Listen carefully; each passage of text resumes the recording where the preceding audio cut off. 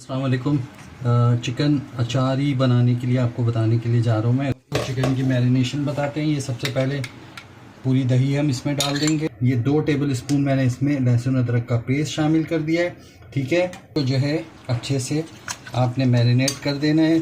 ठीक है, 1 टीस्पून हल्दी, 1 टीस्पून जो है देगी लाल मिर्च। ठीक है, लेस स्पाइस होता है देगी लाल मिर्च, इसलिए मैं प्रेफर करता हूँ कि जो है रेड चिली के बजाय आप पेपरिका पाउडर या देगी लाल मिर्च का इस्तेमाल करें, तो जो है वो अच्छा रहता है। मस्टर्ड ऑयल शार्पनेस के लिए इसकी, ताकि खुशबू आए। थोड़ा सा तकरीबन 2 टेबल स्पून अचार का ऑयल भी ऐड कर दें। ठीक है, एक आध मिर्च हो अचार की अगर, तो वो भी आप ऐड कर दें, एक अच्छा सा फ्लेवर आ जाता है बहुत। 1 टीस्पून इसमें सॉल्ट ऐड कर दें। 5 मिनट के वक्फे के बाद ऐड कीजिएगा, ताकि अचार की जो है फ्लेवर चिकन के अंदर चली जाए। उसके बाद इसमें सॉल्ट ऐड कीजिएगा। अच्छी सी खुशबू आ रही है। इस बीच में हम जो है मसाला बना लेते हैं इसका।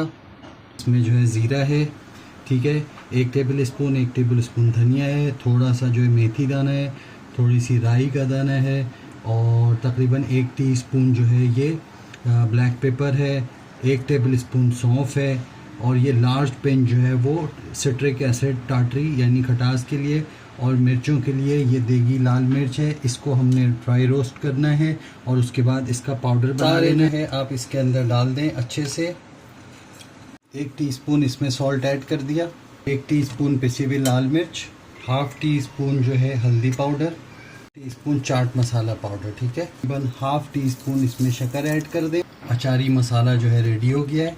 इतना मोटा रखना है। ये देखें, ये सारा इसमें ऐड कर दें चिकन में। ½ टीस्पून जो है आपने कलौंजी के जो है वो ऐड करने हैं। ये इसको जो है अब आपने तकरीबन 15 से 20 मिनट के लिए छोड़ देना है। और इस बीच में हम जो है 2 मीडियम साइज़ की प्याज काटेंगे। ठीक है, और उसको जो है हम फ्राई करेंगे, फिर चिकन डालेंगे और टोमेटो प्यूरी डाल के बस इसको पकने देना है हमने। ठीक है, इतनी सिंपल सी रेसिपी है, आप लोग बनाइएगा। अच्छा, इसी मसाले में से हमने थोड़ा सा बचा लिया मसाला, वो मैं आपको दिखाता हूँ कि क्या करना है उसका। हमारा मसाला जो हमने थोड़ा सा बचा लिया था, उसमें हमने तकरीबन 1 टेबल स्पून सिरका ऐड करें इसमें। ठीक है, और इसको मिक्स कर लें अच्छे से, ऐसा जो है इसका पेस्ट सा बना लें। ये सारी इसमें डाली और उसके बाद इसको इसके अंदर अच्छे से मिक्स कर लेना है। ये हमने इसमें ऐसे कट लगा दिए थे, आप चाहें तो इसके अंदर इसको भर भी सकते हैं। ये तकरीबन 2 टेबल स्पून मैंने सरसों का तेल लिया है, आपकी मर्ज़ी है, आप लेना चाहें तो ले सकते हैं। तकरीबन 2 से 3 टेबल स्पून जो है नॉर्मल कुकिंग ऑयल जो होता है, कैनोला ऑयल, मैं वो यूज़ कर रहा हूँ। अच्छा, गर्म हो जाए तो ये मिर्चें जो हमने रखी थी ये हमने इसमें ऐड कर देनी है और इसको फ्राई कर लेना है। ठीक है, छुरी से जो है काटा हुआ है, इस वजह से ये फटेगा नहीं। आप भी जो है जब भी मिर्चें डालें तो कुछ नहीं तो एटलीस्ट 1 होल ज़रूर कर लिया करें। आप लोग बनाइएगा ज़रूर से, सब्सक्राइब ज़रूर कीजिए, क्योंकि देखने में यही आ रहा है कि लोग जो है वो सब देख रहे हैं लेकिन सब्सक्राइब नहीं कर रहे हैं। भाई सब्सक्राइब कर लो थोड़ा सा, ताकि अच्छी अच्छी रेसिपीज़ मिलते रहें। मिर्चें जो है अच्छी सी फ्राई हो चुकी हैं, अब हमने इसको निकाल लेना है। इसको निकाल लें, ये बॉल में निकाल के रख लें। थोड़ा सा मसाला भी निकाल लें ताकि ऊपर गार्निश करने में मज़ा आए। मसाले में अब हमने प्याज को ऐड कर देना है। ठीक है, अब तकरीबन आधा कप ऑयल इसमें ऐड कर दें अच्छे से। ठीक है, प्याज को हमने गोल्डन फ्राई करना है।